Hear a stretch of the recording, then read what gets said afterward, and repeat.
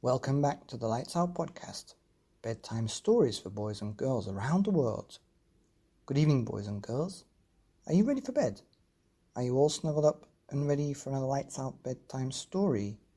Well, you're in for a treat tonight because we have a book called Spaghetti with the Yeti by Adam and Charlotte Guillian.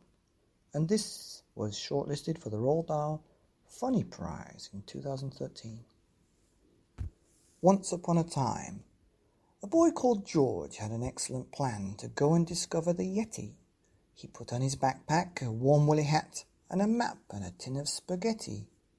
Slowly, George climbed up a steep mountain path in search of the mystical beast, when he stumbled straight into the monster, who was eating a sumptuous feast. "Hooray!" shouted George. "I knew you'd be here. I'm sure that you must be the Yeti." The monster stood up with a furious gaze. "Are you crazy? My name is Betty." "So sorry, Betty," said George with a smile, "but I'm taking the Yeti some lunch." "In that case, you'll want to take some of these bones, for the Yeti likes food with a crunch."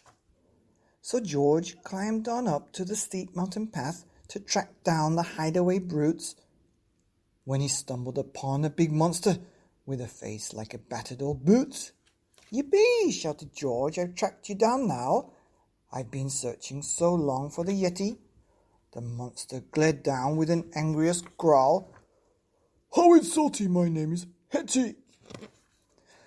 "So sorry, Yeti," said George with a sigh, "but I'm taking the Yeti a treat."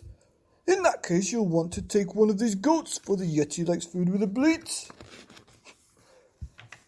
So George trudged on up to the steep mountain path, dragging the goat by her tail, when he spotted a shape in the distance and heard the most bone-chilling wail.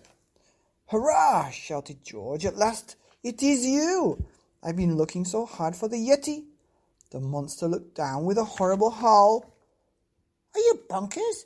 My name is Nettie."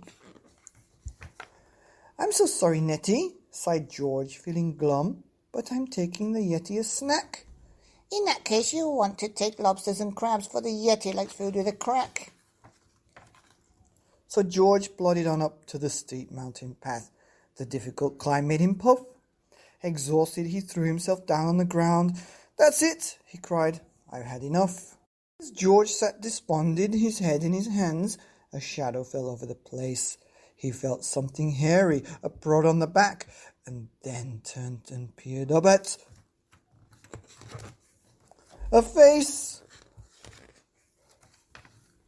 "I found you!" cried George with a big happy grin, and he showed all of his gifts to the Yeti. But the monster looked down at the crab and the goat and said, "Sorry, I just eat spaghetti."